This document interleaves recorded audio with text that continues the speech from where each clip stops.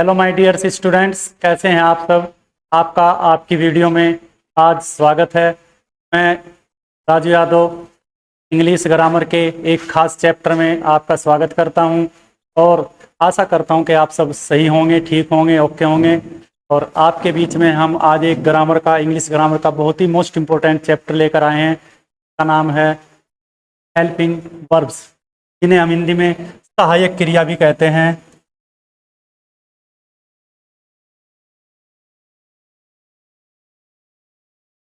सहायक क्रियाएं भी कहते हैं। इन्हें हम इंग्लिश में ही दूसरे नाम से भी जानते हैं, जिन्हें हम कहते हैं एक्सलरीज वर्ब।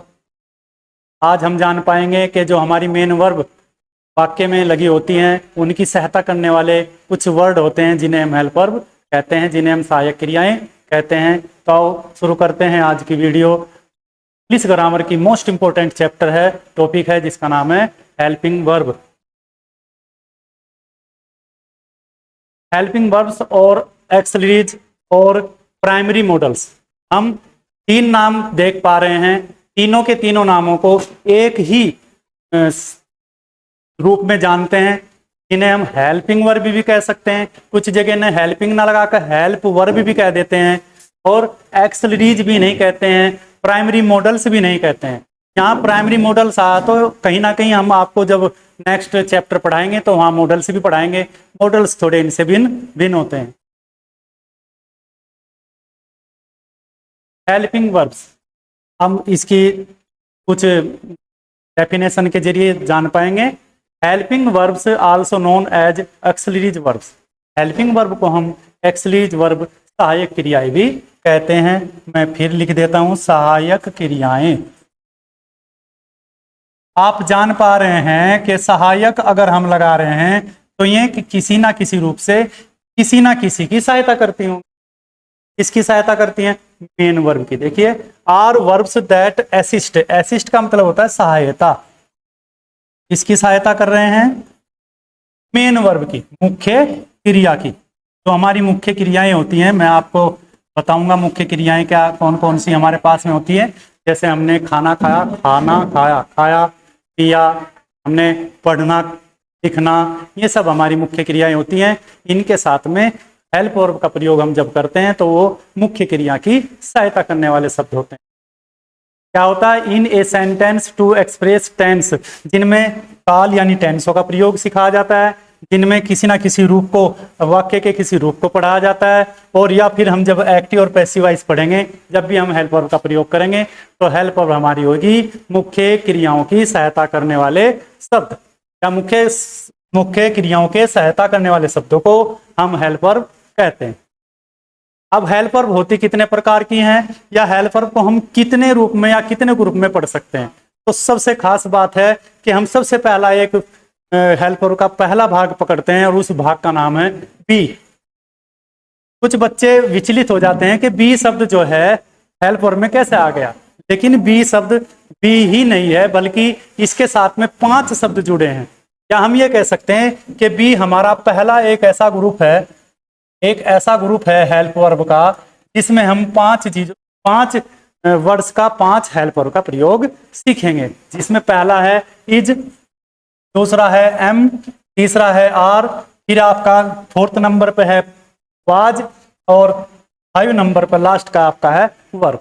तो अगर कहीं भी आपको वाक्य में ब्रैकेट में लिख दिया जाए कि बी हेल्प वर्ब का प्रयोग करो, बी हेल्प वर्ब का प्रयोग करो, तो आपको बी का प्रयोग नहीं करना, बल्कि उसके किसी भी एक जो ग्रुप में उसके आ रहे हैं 5, इज, एम, आर, वाज, वर में से किसी एक हेल्प वर्ब का प्रयोग वहां पर हम करते हैं। इज पहला मैं आपको सिखा रहा हूं। इज माने क्या है? अगर हम हिंदी में समझे है, प्रेजेंट में, यानी हमारा जो वर्तमान काल में जो अब समय चल रहा है उसमें अगर है की आवाज आ जाए तो हम वहां पर इज का प्रयोग करते हैं, प्रेजेंट टेंस में करते हैं, जिसे मैंने बताया अभी वर्तमान काल में। वर्तमान काल में हम इज का प्रयोग है की आवाज के लिए करते हैं, सिंगुलर नंबर के साथ करते हैं, और जितने भी कार्य हों उन सभी कार्यों में इनका प्रयोग कर लेते हैं। कार्य नहीं बांटते कि यहां नहीं करना, यहां नहीं करना, बस है कि आवाज आनी चाहिए, सिंगुलर नंबर आना चाहिए। सिंगुलर नंबर और एक नीचे आएगा प्लूरल नंबर। मैं अभी अभी समझाऊंगा 1 मिनट के बाद में, पहले आप समझें।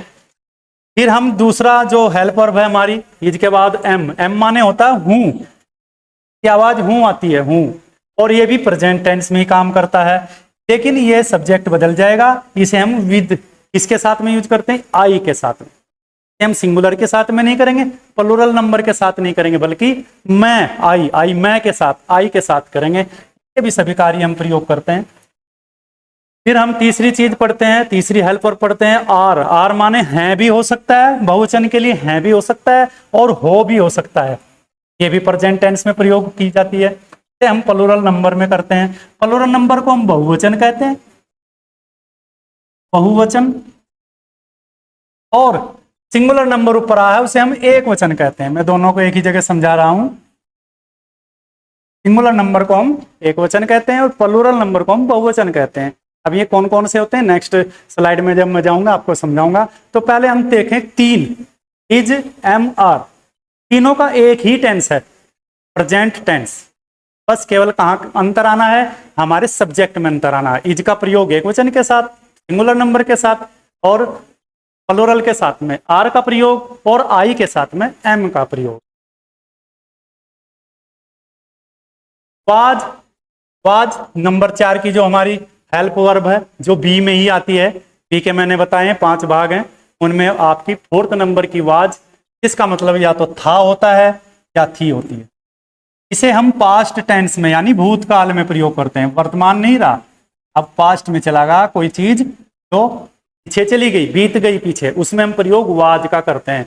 वर का भी उसी में करते हैं, लेकिन क्या वाज का कहां करते हैं, सिंगुलर नंबर के साथ करते हैं और आई के साथ भी करते हैं। ध्यान रखना है, आई के साथ भी हमारा प्रयोग वाज का ही होता है। इसे भी हम सभी कार्यों में प्रयोग कर लेते हैं जहां था और थी की आवाज आती हो।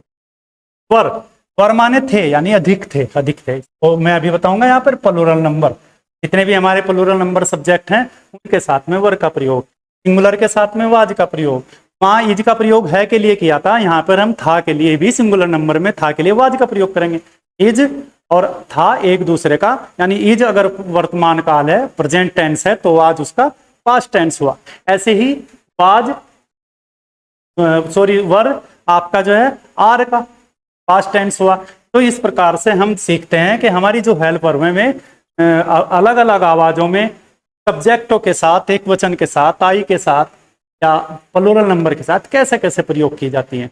हम बच्चे अभी अभी मैं आपको बता रहा था कि जो हमारा सब्जेक्ट नंबर होता है, जिसे हम नाउन नंबर भी कहते हैं, वो हमारे 2 प्रकार के होते हैं।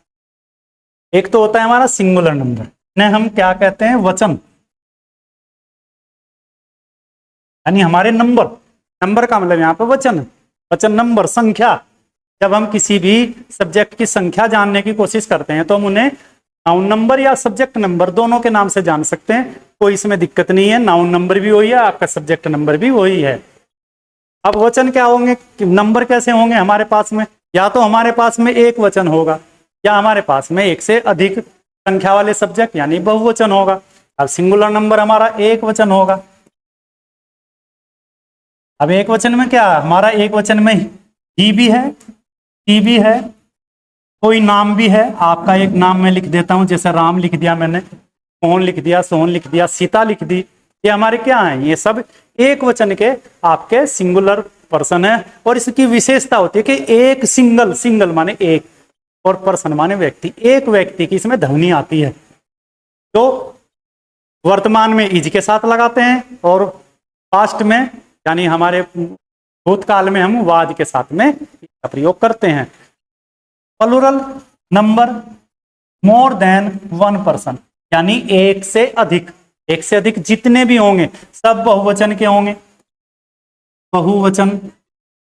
बच्चे अगर याद करें, ध्यान रखें तो बहु शब्द बहुत से आया है, बहुत यानी एक से अधिक, बहुत माने अधिक, एक से अधिक को ही हम बहुत कहते हैं यानी बहुवचन में लगा लेते हैं। तो प्लूरल नंबर हमारा बहुवचन है, सिंगुलर नंबर हमारा एक वचन है। ध्यान रखना है, इन्हीं के अनुसार से हम हेल्प वर्ब का प्रयोग करते हैं। नेक्स्ट आप देखते हैं हमारी जो नेक्स्ट ग्रुप है, हमारा दूसरा ग्रुप जो हमारा है हेल्प वर्ब का, जैसे मैंने अभी अभी एक ग्रुप पढ़ा बी, बी के बाद में हमारा दूसरा ग्रुप है हैव का। हैव भी 3 भागों में बट जाती है, या तो वो खुद हैव ही होगी, या हैज होगी, या फिर वो हैड होगी। इन यहाँ पर हम हेल्पर प्रयोग हैव में करते हैं, यानी हैव का मतलब होगा ग्रुप, और इसके अंदर 3 चीज आपके पास में मिलेगी, हैज, हैव और हैड। इस प्रकार बी में इज, एम, आर, वाज, वर मिला, इसी प्रकार से हैव में हैज, हैव और हैड मिला।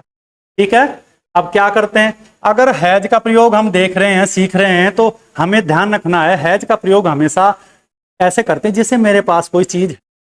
जैसे किसी वक्ता के, किसी कर्ता के पास में, कोई भी आपका कर्ता, आपका सब्जेक्ट जो होगा, जो काम करने वाला सब्जेक्ट होगा, उसके पास में कोई चीज है, बस ये चीज ध्यान रखना है, वहां पे हैज, है और हैड का प्रयोग करते हैं। जैसे मेरे पास एक गाय है, तो आई हैव, देखो मैंने अब फिर समझा रहा हूं, पहले समझेंगे। हैज का पास है, रखता है या रखती है, प्रेजेंट टेंस में प्रयोग करते हैं। सिंगुलर नंबर, अभी अभी मैंने सिंगुलर नंबर समझा दिया है। सिंगुलर नंबर एक वचन का करता, वो कोई भी कार्य कर सकते हैं। जैसे उसके पास एक गाय है, अगर ही हैज ए काऊ हम लगा रहे हैं यहाँ पे, तो आप ध्यान देवें, ही के साथ हैज का प्रयोग कर दिया। अब दूसरे नंबर पे हैव माने पास है, रखते हैं। कोई बहुवचन के जो करता आपके प्रेजेंट टेंस में जितने भी प्लूरल नंबर, और आई के साथ भी हैव का प्रयोग करते हैं। ध्यान रखना है, यहाँ आई के साथ हैव का प्रयोग करते हैं, और अभी थोड़ी देर पहले जहां था, थी, थे का प्रयोग हमने वाज वर में किया था, वहां आई के साथ वाज का प्रयोग करते हैं। तो आई को थोड़ा सा ध्यान से रखना है, यही मैं शॉर्ट लिख देता हूं, या तो आई के साथ एम आएगा, या आई के साथ वाज आएगा, या फिर आई के साथ हैव आएगा। तो आई को थोड़ा सा हम क्या कर देते हैं, आई को हम थोड़ा सा क्या करते हैं, ये फिर जाती है, घूमती फिरती रहती है आई जो है घूमती फिरती रहती है। ठीक है, यानी मैंने बताया आई के साथ या तो हम एम लगेगा, या आई के साथ वाज लगेगा, या फिर आई के साथ में हैव लगेगा। ठीक है, जैसे मेरे पास एक गाय है, अब यहाँ पे मैंने ही हैज ए काऊ, उसके पास एक गाय बताया, अब मैंने बताया मेरे पास एक गाय है, तो क्या करना है, बस आई हैव ए काऊ, क्या बदला आपका, यानी आई के सब्जेक्ट आने से, सब्जेक्ट के बदलने से, ही के जगह अगर आई आ गई, ही के जगह अगर दे आ गई, तो आपको एकदम हैव का प्रयोग कर लेना है। कहे में, प्रेजेंट टेंस में। ठीक है, आई के साथ भी और बहुवचन के साथ भी। अब इसमें हम लिख सकते हैं दे हैव ए काऊ, यहाँ आई के साथ भी कर लिया, और बहुवचन के जितने भी बचे हुए हैं प्लूरल सिंगुलर प्लूरल नंबर, वे सब के सब हमारे हैव में चले जाएंगे। अब क्या हुआ, 8वें नंबर का हमारे हेल्प और वाई, क्या हेल्प और वेब, इसका मतलब हमने कहा ये कि हैज हैड एक ऐसी चीज होती है जिससे हमें ये पता लग जाता है कि कोई चीज हमारे पास है, किसी वक्ता के पास में, किसी कार्य करने वाले के पास में, किसी सब्जेक्ट के पास में कोई चीज है। तो हैड का मतलब होता है कोई चीज पास थी, रखता था, रखती थी। यहाँ हम था से ही पता लगा रहे हैं, काहे में चले गए हम, पास्ट टेंस में, यानी हैड का प्रयोग हमारा पास्ट टेंस में होता है। और ऑल सब्जेक्ट, ये बहुत खास विशेष चीज है आपकी, यहाँ में एक वचन, बहुवचन, सिंगुलर नंबर, प्लूरल नंबर, आई की ढूंढनी नहीं है, सबके साथ में हैड का प्रयोग होता है। आई के साथ भी होता है, सिंगुलर नंबर के साथ भी होता है, और प्लूरल नंबर के साथ भी होता है। तो इसे हम आई एस पी भी कह सकते हैं, आई के साथ भी, सिंगुलर नंबर के साथ भी, पी के और प्लूरल नंबर के साथ भी हैड का प्रयोग होता है। इसे कैसे कह सकते हैं, जैसे उसके पास एक गाय है, तो मैंने कहा था ही हैज ए काऊ। अब मैं कहता हूं उसके पास एक गाय थी, तो हैड लगा दो बस, देखो ही हैड ए काऊ। तो इस प्रकार से हमने देखा हैव में 3 चीजें आई, यानी ग्रुप नंबर 2 हमारा हेल्पर का है, उसमें हमारे पास में 3 चीज आई, हैव के साथ में हैज आया, हैव आया और हैड आया, जिसे हम जान चुके हैं। इसके बाद में हम देखते हैं तीसरा जो ग्रुप हमारा है, ग्रुप नंबर हमारा जो 3 है, वो हमारा है टू की भी 3 फॉर्म में हो गई, डू, डज और डिड। इस प्रकार हैव की 3 फॉर्म हुई थी, उसी प्रकार से टू की भी 3 फॉर्म हो गई, 3 हेल्पर हो गई। कैसी, डू, डज और डिड। अब मैं आपको बता रहा हूं, हमारे नंबर की 11 नंबर की, हम 11 तक हम हेल्पर पढ़ रहे हैं। पहली डू पढ़ रहे हैं, डू का मतलब कोई भी चीज करते हैं, करते हो, करते हैं, करते हो। ध्यान रखना प्रेजेंट टेंस में प्रयोग होगा और ये प्लूरल नंबर और आई के साथ। अभी अभी थोड़ी देर पहले बात हो रही थी कि आई के साथ में हमने क्या क्या प्रयोग किया था, आई एम किया था, आई वाज किया था, आई हैव किया था। पीछे की स्लाइड में आप पीछे जाकर के देख सकते हैं, यहां हम आई के साथ में डू का प्रयोग करते हैं, ध्यान रखना है। यानी आई का प्रयोग हम एक वचन बहुवचन घूमते फिरते से रहते हैं। आई का ध्यान रखना, आई एक ऐसा सब्जेक्ट है जो हमें कहीं ना कहीं किसी ना किसी रूप में विचलित कर सकता है। तो यहाँ पे डू का प्रयोग प्रेजेंट टेंस में प्लूरल सब्जेक्ट के साथ करते हैं और आई के साथ करते हैं और सभी कार्यों में इसका हम प्रयोग कर लेते हैं। डज का प्रयोग हम करता है, करती है, प्रेजेंट टेंस में करते हैं, सिंगुलर नंबर के साथ करते हैं। यहां सिंगुलर नंबर हमने अभी बताया था जो एक वचन होता है, जिसमें एक व्यक्ति होता है, एक पर्सन होता है। आल कार्य, इसमें भी आल वर्क, इसमें भी सबका प्रयोग कर देते हैं। डिड का प्रयोग जहां हमने कहा था कि डू और डज दोनों प्रेजेंट में प्रयोग हुए, यहां इसे पास्ट में प्रयोग कर लेते हैं, जिसका मतलब है करता था, करती थी, करते थे आ गया। थे से आपको पता लग सकता है था थी, थे से आपको पता लग सकता है कि कहां चले गए हम, पास्ट टेंस में। सभी सब्जेक्ट और सभी कार्य, इसका फिर वही विशेष बात है, जैसे हेड के साथ में हम सभी सब्जेक्ट का प्रयोग करते हैं ना, एक वचन का भी करते हैं, बहुवचन का भी करते हैं और आई का भी करते हैं, ठीक उसी प्रकार से डिड में करते हैं। डिड में भी हम आई का प्रयोग भी कर सकते हैं, हम सिंगुलर नंबर का प्रयोग भी कर सकते हैं और हम प्लूरल नंबर का प्रयोग भी कर सकते हैं। बहुत खास है, दोनों हेल्पर भी इतनी अच्छी हैं कि उनमें हमें ढूंढना नहीं पड़ता, डिड में भी और हेड में भी। सभी हेल्पर, जो दो हेल्पर में डिड और हेड, इनमें हम सभी कर्ताओं का प्रयोग कर लेते हैं एक जगह ही। अब इसमें क्या ध्वनि आती है, जैसे मैंने कहा था कि हैव का मतलब है हमारे पास कोई चीज है मौजूदा, के हम कोई चीज रखते हैं, वह कोई चीज रखता है, उसके लिए हैज हैव हेड का प्रयोग किया था। यहाँ डिड, डू, डज, तीन चीज आई, इनका मतलब होता है कि कोई काम हमने किया है। इसका ध्यान रखना है, प्रेजेंट इंडेफिनिट और पास्ट इंडेफिनिट में डू और डज और डिड का प्रयोग बहुत विस्तृत रूप से सिखाया जाता है। डू और डज प्रेजेंट इंडेफिनिट में सिखाया जाता है, डज डिड का प्रयोग हम पास्ट इंडेफिनिट में करते हैं। इसके बाद हम चलेंगे, हम किस प्रकार से हेल्प वर्ब के किस प्रकार से सेंटेंस बनाते हैं, हमारे कितने प्रकार के सेंटेंस होते हैं, हेल्प वर्ब उसमें कहाँ कहाँ लगती है और किस प्रकार से उनका हम प्रयोग करते हैं, ये हम सीखें। सबसे पहला हमारा सेंटेंस होता है अफर्मेटिव सेंटेंस। इसे हम ऐसे वाक्य कहते हैं जिनमें कोई चीज स्वीकार कर ली जाती है, स्वीकारात्मक। ऐसे वाक्य होते हैं जिन्हें मना ना करना हो, हाँ करना हो, जो कोई स्वीकार कर लेता है किसी चीज को, उसे हम बोलते हैं। तो हम ध्यान रखना है, इसमें सबसे पहले हम सब्जेक्ट का प्रयोग करते हैं, फिर हेल्प वर्ब लगा लेते हैं, फिर ऑब्जेक्ट लगा लेते हैं। मैं इसे एक दिन पहले भी समझाया था, आज फिर मैं दूसरी वीडियो है आज इसमें समझा रहा हूँ। जब भी हम किसी चीज का प्रयोग करते हैं तो एस वी ओ का प्रयोग करते हैं। तो सेंटेंस तो ध्यान रखना, बस एस वी ओ ही पढ़ना है। एस वी ओ ही एक इतना विशाल, एक छोटा सा सेंटेंस भली है, लेकिन इसका विशाल विस्तृत अध्ययन हम जब करते हैं तो बहुत सी चीजें इसमें खुल करके आती हैं। तो यहाँ क्या हुआ हमारा, हमने यहाँ वर्ब की जगह क्या किया, हमारे यहाँ हेल्प वर्ब है तो हम हेल्प वर्ब का प्रयोग यहाँ पे कर लेते हैं। ध्यान रखो, सबसे पहले अफर्मेटिव में सब्जेक्ट आएगा, फिर हेल्प वर्ब आएगी, फिर ऑब्जेक्ट आएगा। मैं आपको एक उदाहरण बता देता हूँ यहीं पर। ही हैज ए काऊ, अभी अभी थोड़ी देर पहले मैंने ये बोला था, ही यहाँ पे सब्जेक्ट है, हैज यहाँ पे हेल्पिंग वर्ब है और ए काऊ यहाँ पे ऑब्जेक्ट है। तो क्या हुआ, हमने पहले सब्जेक्ट रखा, फिर हमने हैज रखा, फिर एक हेल्पर रखा, फिर हमने आपका ऑब्जेक्ट रख दिया। लेकिन जैसे ही हम अफर्मेटिव से निगेटिव में जाते हैं, निगेटिव को हम क्या कहते हैं, नकारात्मक वाक्य में क्या करते हैं, इसमें मना कर देते हैं। उसमें कोई चीज स्वीकार कर ली, इसमें किसी चीज को मना कर दिया। मना कर दिया तो सब्जेक्ट तो वहीं रहेगा, हेल्पिंग वर्ब भी वहीं रहेगा। हेल्पिंग वर्ब के बाद में हमें नोट लगा देना है, ऑब्जेक्ट वहीं पर रख देना है। क्या करेंगे, क्या कहेंगे, ही हैज नोट ए काऊ, उसके पास एक गाय नहीं है, तो ही हैज नोट ए काऊ। क्या हुआ, पहला सब्जेक्ट रख दिया, फिर हमने हेल्प वर्ब रख दी, फिर हमने नोट निगेटिव के लिए रख दिया और एक काऊ हमारा ऑब्जेक्ट हो गया। तो बस ये विषय ध्यान रखना है कि जैसे ही हम अफर्मेटिव से निगेटिव में जाते हैं तो जो हमारी हेल्पिंग वर्ब होती है उसके बाद नोट लगा देते हैं। तो क्या होगा, हमारा वाक्य जो अफर्मेटिव से निगेटिव बन जाएगा। फिर हमारा तीसरे नंबर का जो सेंटेंस होता है उसे हम इंट्रोगेटिव सेंटेंस कहते हैं, इसे क्वेश्चन सेंटेंस भी कहते हैं। मैंने इंट्रोगेटिव सेंटेंस को और क्वेश्चन सेंटेंस को एक ही भाषा में समझाना चाहूंगा। इसमें हम प्रश्न पूछते हैं, इसमें हम क्वेश्चन करते हैं, इसे हम प्रश्नवाचक वाक्य, प्रश्नवाचक वाक्य, इसे हम प्रश्नवाचक वाक्य कहते हैं।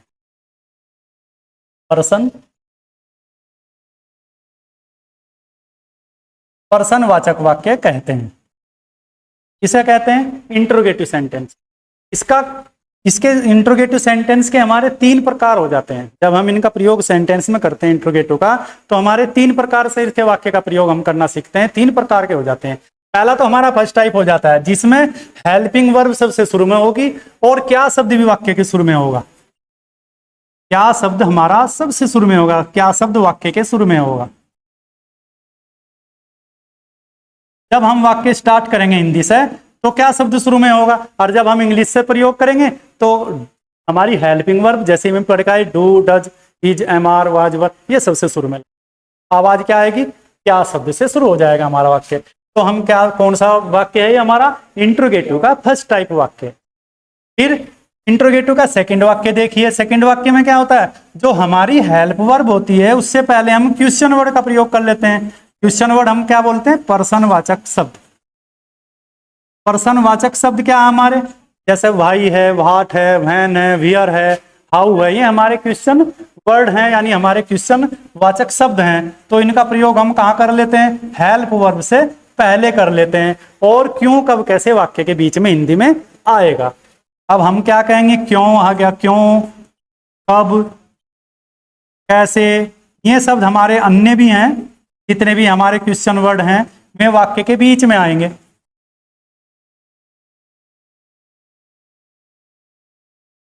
क्या शब्द अगर शुरू में आया तो हमारा फर्स्ट टाइप हुआ, लेकिन अगर क्या, क्यों, कब, कैसे वाक्य के बीच में आया तो हमारा सेकंड टाइप हुआ। सेकंड टाइप का हुआ, क्वेश्चन वर्ड शुरू में आएगा, हेल्पिंग वर्ब आएगी, फिर सब्जेक्ट आएगा, और फिर उसके बाद अगर नोट भी हो, नहीं भी हो, क्यों, कब, कैसे तो है ही, पता लगा कि उसमें नहीं भी आ रहा है वाक्य में, तो हमारा नोट हमेशा सब्जेक्ट के बाद आना है। कभी भी हेल्प वर्ब के बाद मत लगा देना क्वेश्चन वर्ड में। और सबसे लास्ट में हमारा ऑब्जेक्ट आएगा। और इसकी खास विशेषता, क्या विशेषता है कि लास्ट में हमारा क्वेश्चन मार्क, क्वेश्चन चिन्ह जरूर आएगा, क्वेश्चन मार्क जरूर आएगा। कौन से में, बाद के जो इंट्रोगेटिव के सेंटेंस हैं उनमें। इसके बाद में हमारा एक सेंटेंस होता है हु का, इसे हम थर्ड टाइप भी कह सकते हैं इंट्रोगेटिव का।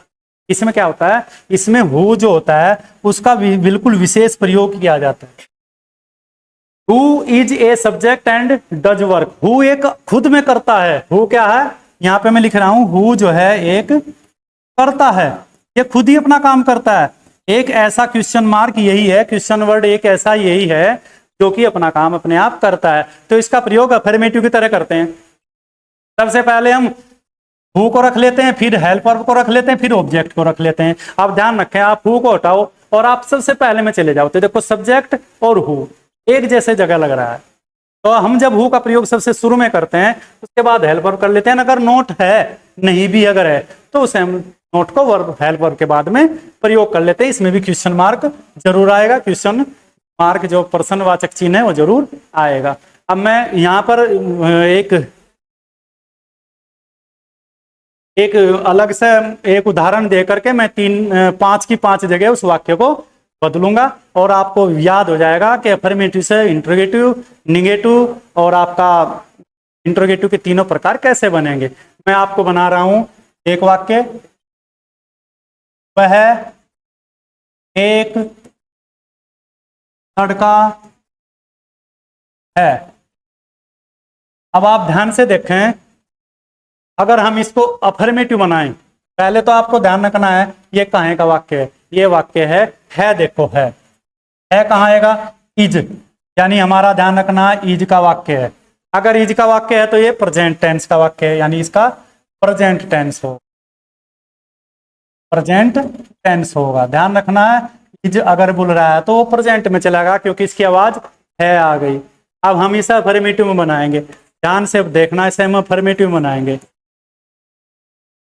अफर्मेटिव का सूत्र आप देखें, फॉर्मूला देखें अफर्मेटिव का, तो सबसे पहले सब्जेक्ट होता है, फिर हेल्पिंग वर्ब होती है और फिर ऑब्जेक्ट होता है। कोई प्रॉब्लम नहीं है समझने में।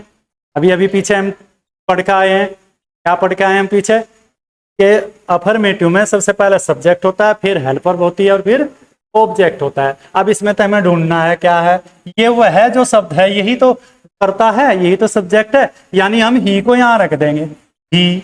अब हमें ढूंढना है इज, यानी हमें ढूंढने हेल्प वर्ब। हेल्प वर्ब कौन सी है, ये वाली, इसे हम लिख देंगे यहाँ पे इज।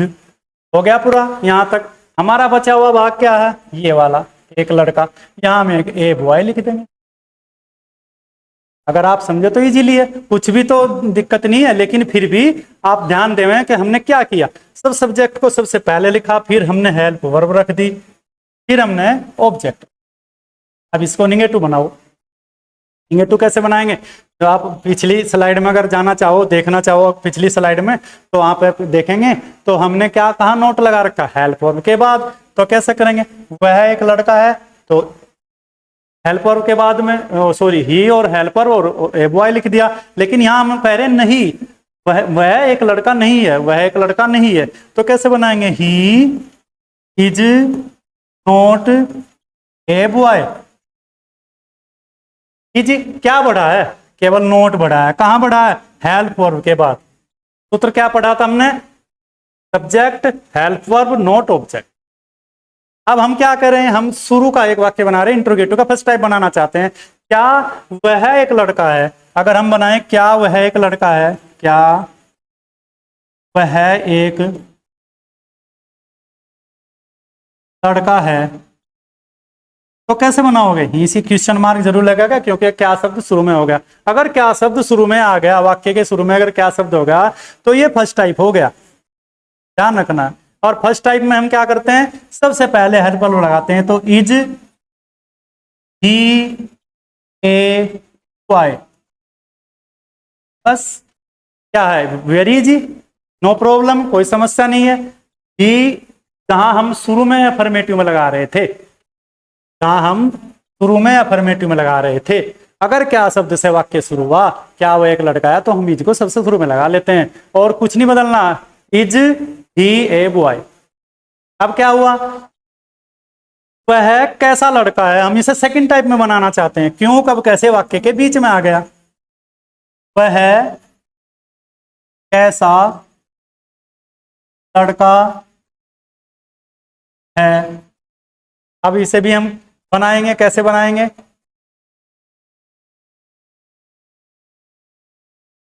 देखो हमने इज जहां क्या शब्द शुरू हुआ था वहां सबसे शुरू में रखा था, तो हम हाउ को इससे भी शुरू में लगा देंगे, हाउ इज ए बॉय।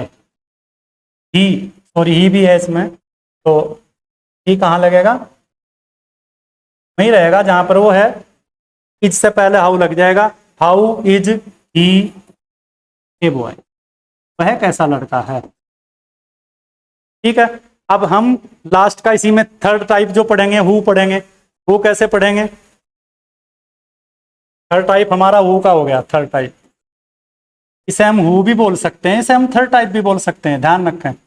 और हु को मैं एक बार बताऊंगा, हु का मतलब होता है कौन, या इसे हम किसने भी कह सकते हैं, किसने, जैसे काम कौन करता है, काम किसने किया, किसने और कौन शब्द एक ही है, जिसे हम हु के रूप में प्रयोग करते हैं।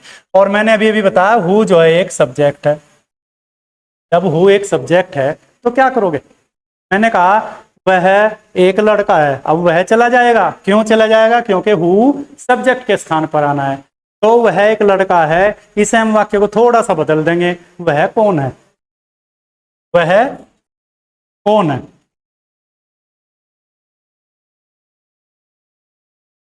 वाक्य का थोड़ा सा रूप बदल गया, वह कौन है, तो कौन यहाँ पे अब सब्जेक्ट ये हो गया, अब ही जो है ऑब्जेक्ट के स्थान पे चला जाएगा, और इज हमारा हेल्पर है ही,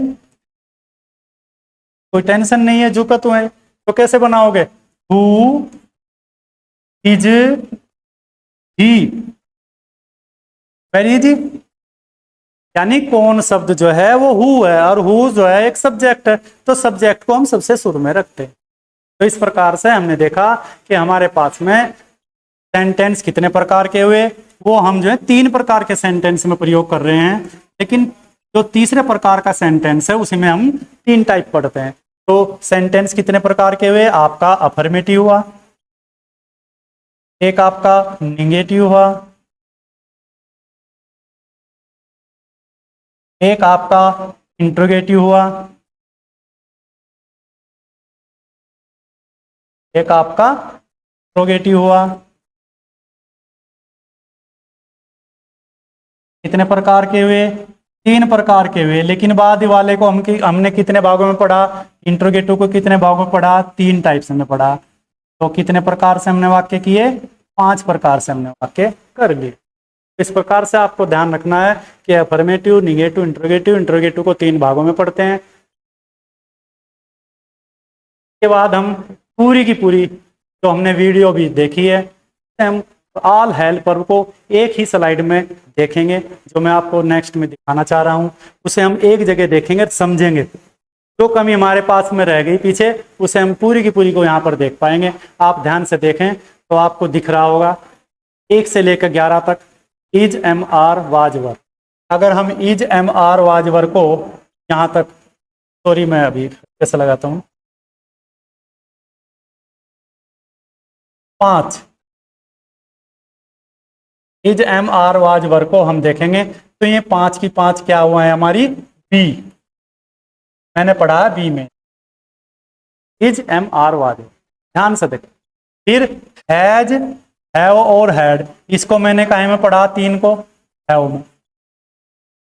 ये हैव की ही फॉर्म है सारी, और वो 5 की 5 बी की फॉर्म है। और फिर डू, डज और डिड हमने ये पढ़ा। ये 3 काहे में पढ़ी हमने? डू में। ये डू की तीनों फॉर्म है। कैसे है? डू, डज और डिड। एक ही जगह सबका मीनिंग और आवाज मैंने दिखाई है। जहां मैं अलग अलग स्लाइड में आपको पढ़ा कर आया हूं, वहां अगर आपके पास कोई भी चीज रह गई हो, याद नहीं हो रही है, तो आप इसका पूरे का स्क्रीनशॉट लो और उसे याद करो। देखो, इज है, एम हूं, आर है भी हो सकता है, हो भी हो सकता है, वाज था या थी, वर थे। अब ध्यान से ही से देखो पहले इन्हीं 5 को। प्रेजेंट और प्रेजेंट में हमारा इज, एम, आर प्रयोग हो गया। पास्ट में हमारा वाज, वर प्रयोग हो गया। फिर पीछे पढ़ा हमने, जहां है वो सिंगुलर नंबर में प्रयोग हो गया।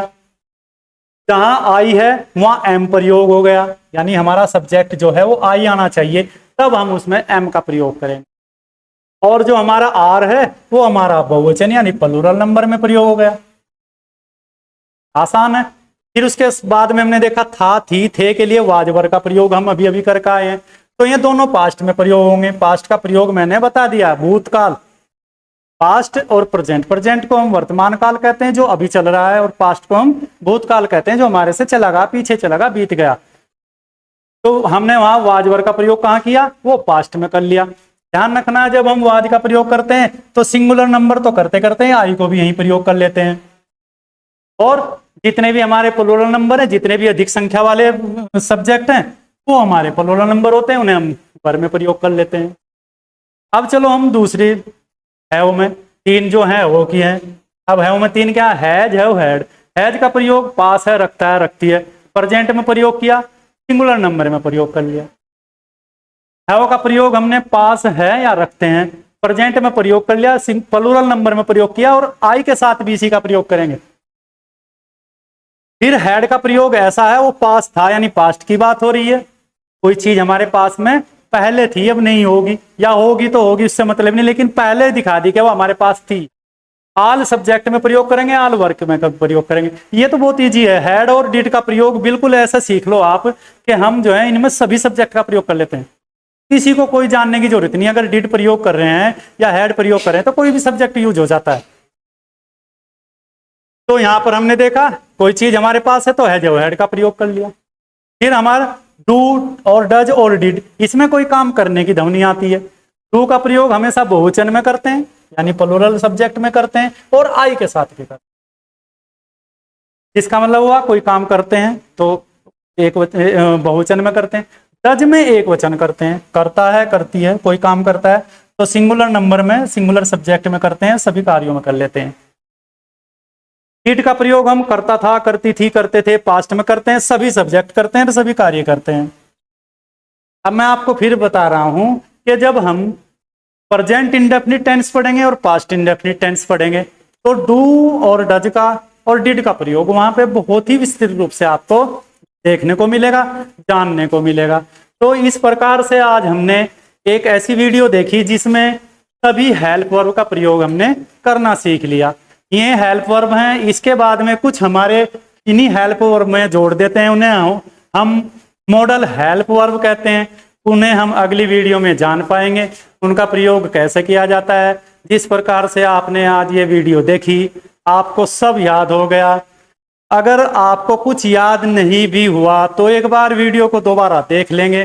बाकी मेरी यही आस रहती है, मेरी यही उम्मीद रहती है कि मैं ज़्यादा से ज़्यादा आपको वीडियो में सिखा पाऊँ, ताकि आपको ज़्यादा याद करने की ज़रूरत ना पड़े और आप वीडियो को देखते देखते ही सब चीज़ याद कर सके। तो आज की वीडियो में आपने क्या जाना, आपको कोई डाउट हो तो कमेंट बॉक्स में आपको लिख देना है अपने नाम और पते के साथ में। हम अगली वीडियो में आपका नाम भी बोल देंगे। और आज की वीडियो आपने देखी, और हेरन एकेडमी को आप सब्सक्राइब करिए। हेरन एकेडमी के आप परमानेंट स्टूडेंट्स हैं। मेरे साथ आपने आज वीडियो पढ़ी, उसके लिए बहुत बहुत धन्यवाद। Thank you, bye.